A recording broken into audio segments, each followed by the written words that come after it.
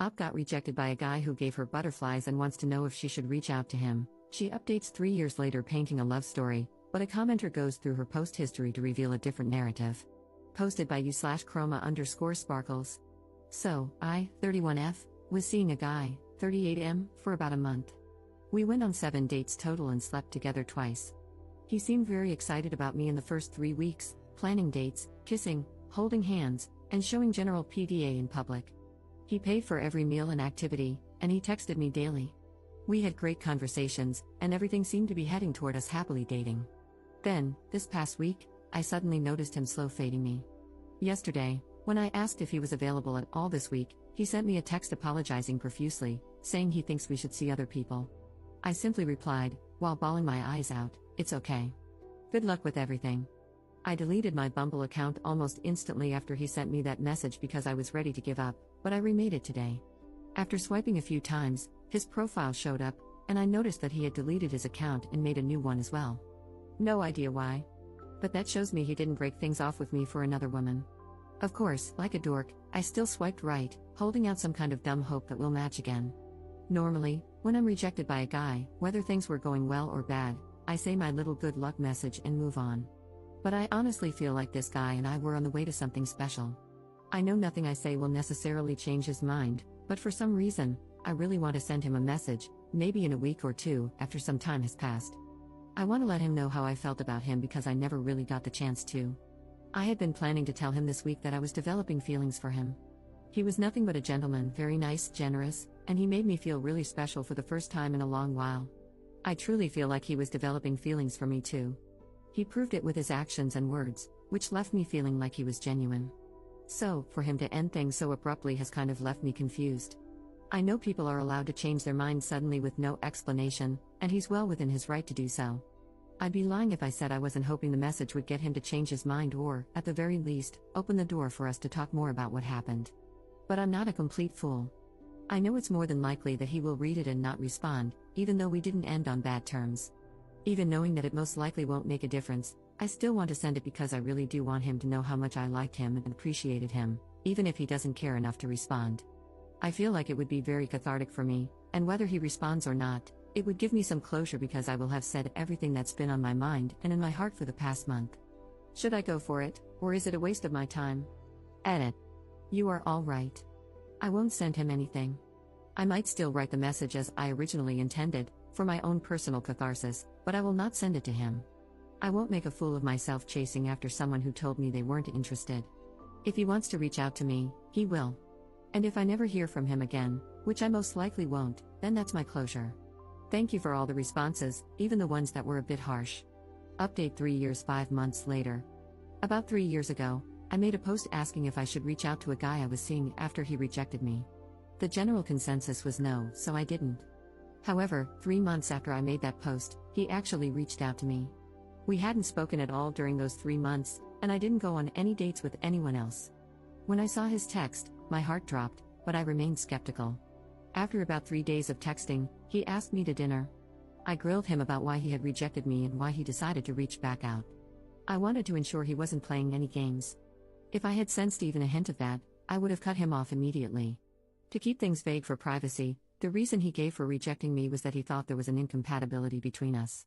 Even though he really liked me, he didn't want to drag things out and then break it off later after one or both of us had developed deeper feelings.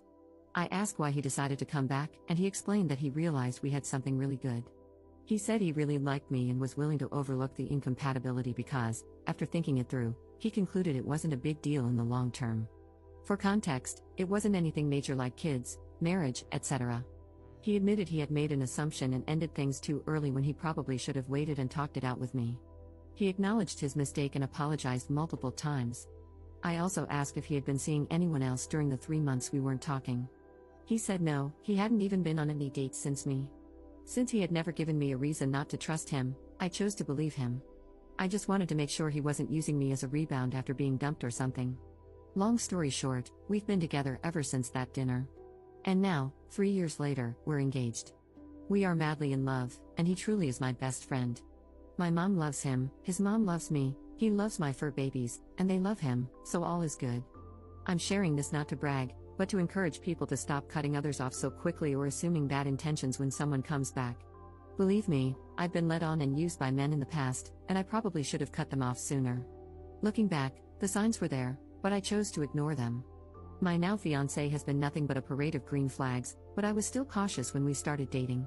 As much as I liked him, I would have walked away if I had seen any red flags. He came to me correctly and didn't play games. He asked me to be his girlfriend without me having to push for it, and he literally told me, "I didn't reach out with any intention other than asking you to be my girlfriend." Don't be afraid of being someone's second choice because, in a way, we're all someone's second choice. If someone comes back, don't assume they have bad intentions, unless they treated you poorly to begin with. But if someone was kind, caring, and generous, and things didn't work out the first time for some reason, it doesn't hurt to give it another try. Just make sure they're not playing games, and if they are, leave. Okay, this is really rambly, sorry. Thanks for reading. Edit. I'm still not going to reveal the actual reason. But, like I said, it turns out it actually wasn't a major incompatibility, just a bad assumption on his part. If we had truly been incompatible in some way, we definitely still wouldn't be together. Compatibility in a relationship is different for everyone, so what works for some people may not work for others. Commenter. Listen, I'm not trying to be messy or rude about Op, but there's a lot of context about her romantic life left out from her posts, both before and after this instance. TLDR, the impression I get is that she's afraid of being alone, especially because she's over 30, and the man will settle for having her around but isn't enthusiastic about having her in his life. Outside of her talking about her dogs and weight loss, all of her posts are about her love life. 6 years ago, in our /dating over 30, she complains about being ghosted by 3 potential romantic partners in 2 days. She estimates she's matched with 200 profiles in the past week on 2 platforms without any results.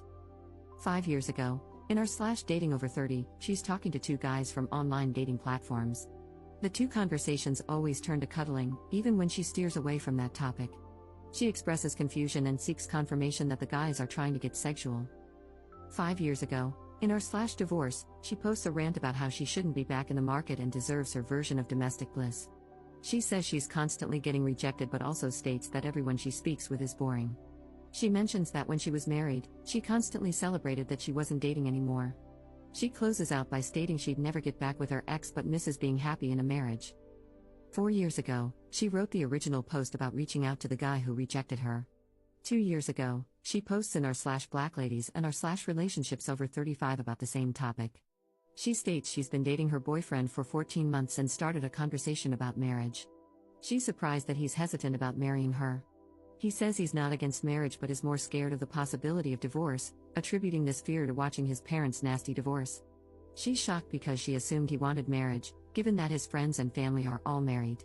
She ends by panicking about whether he wants to marry her and wonders if she should give up the desire for a legal marriage to hold on to the relationship. Op waffles between saying she's not waiting for him and mentioning that part 2 of the conversation is coming soon. The comments are revealing. Neither of them has retirement savings. Op mentions they won't have kids but avoids addressing questions about her previous statements that she wanted children, etc. Then she makes various posts about selling an engagement ring. The first post, she's selling an engagement ring to purchase another one that fits her preferences. My opinion, he agreed to marry her and she's buying her own engagement ring. The second post, she drops the price to move the ring quicker. Based on her wording, it seems she can't afford the new engagement ring until she recoups the money from the initial one.